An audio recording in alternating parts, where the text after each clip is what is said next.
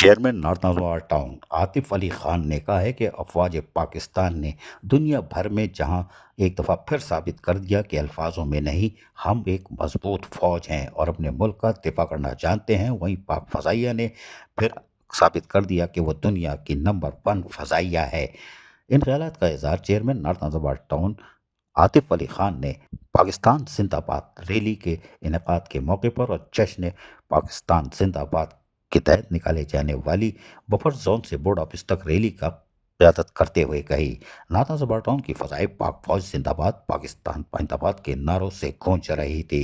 اس موقع پر جہاں بلدیاتی افسران یعنی نارتھن ٹاؤن کے افسران، وہاں لوگوں کی بڑی تعداد بھی ریلی کے ہمراہ موجود تھی۔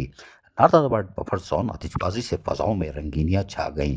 ہمارے دل پاکستان کے لیے دھڑکتے ہیں اور ہم مادر وطن کی خاطر کسی بھی قربانی سے دریغ نہیں کریں گے۔